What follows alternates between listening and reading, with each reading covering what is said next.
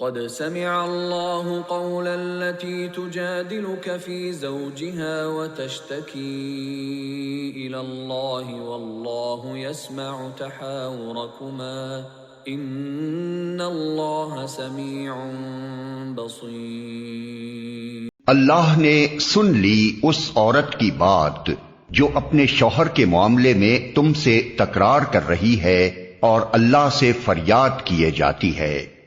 اللہ تم دونوں کی گفتگو سن رہا ہے، وہ سب کچھ سننے اور دیکھنے والا ہے۔ الذين يظاهرون منكم من نسائهم ما هن أمهاتهم إن أمهاتهم إلا اللائي ولدنهم وَإِنَّهُمْ لَيَقُولُونَ مُنكَرًا مِنَ الْقَوْلِ وَزُورًا وَإِنَّ اللَّهَ لَعَفُوٌّ غَفُورٌ۔ جو لوگ اپنی بیویوں سے زہار کرتے ہیں ان کی بیویاں ان کی مائیں نہیں ہیں، ان کی مائیں تو وہی ہیں جنہوں نے ان کو جنا ہے۔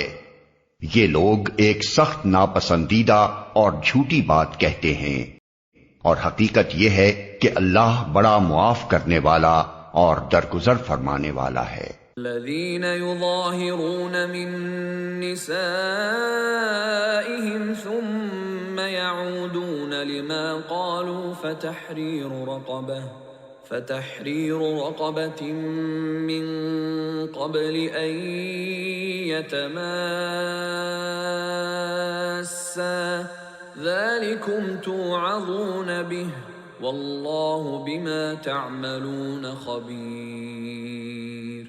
جو لوگ اپنی بیویوں سے زہار کریں پھر اپنی اس بات سے رجوع کریں جو انہوں نے کہی تھی تو قبل اس کے کہ دونوں ایک دوسرے کو ہاتھ لگائیں ایک غلام آزاد کرنا ہوگا، اس سے تم کو نصیحت کی جاتی ہے، اور جو کچھ تم کرتے ہو اللہ اس سے باخبر ہے۔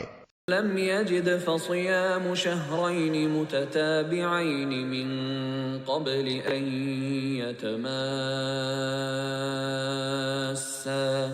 فمن لم يستطع فإطعام 60 مسكينا ذلك لتؤمنوا بالله ورسوله وتلك حدود الله وَلِلْكَافِرِينَ عَذَابٌ أَلِيمٌ۔ اور جو شخص غلام نہ پائے وہ 2 مہینے کے پے در پے روزے رکھے قبل اس کے کہ دونوں ایک دوسرے کو ہاتھ لگائیں، اور جو اس پر بھی قادر نہ ہو وہ 60 مسکینوں کو کھانا کھلائے۔ یہ حکم اس لیے دیا جا رہا ہے کہ تم اللہ اور اس کے رسول پر ایمان لاؤ، یہ اللہ کی مقرر کی ہوئی حدیں ہیں اور کافروں کے لیے دردناک سزا ہے۔ ان الذين يحادون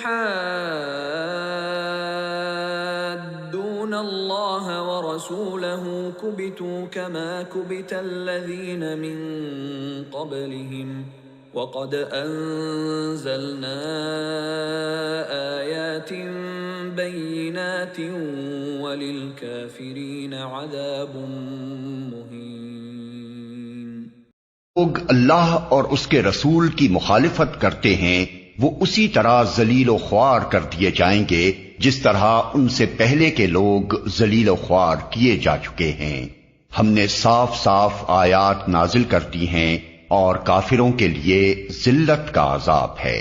يبعثهم الله جميعا فينبئهم بما عملوا احصاه الله ونسوه والله على كل شيء شهيد۔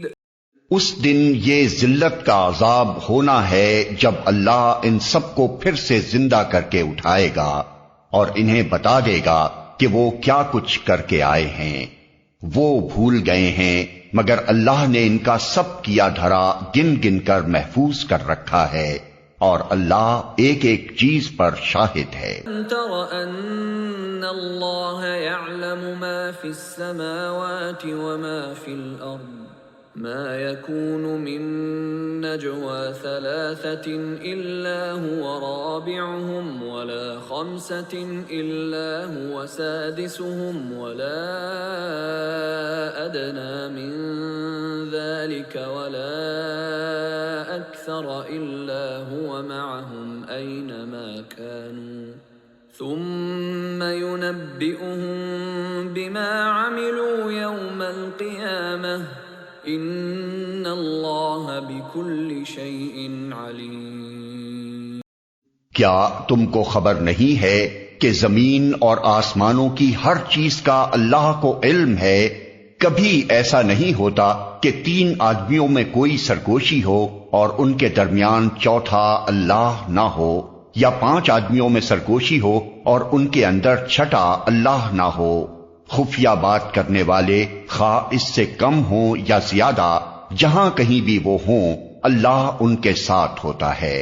پھر قیامت کے روز وہ ان کو بتا دے گا کہ انہوں نے کیا کچھ کیا ہے۔ اللہ ہر چیز کا علم رکھتا ہے۔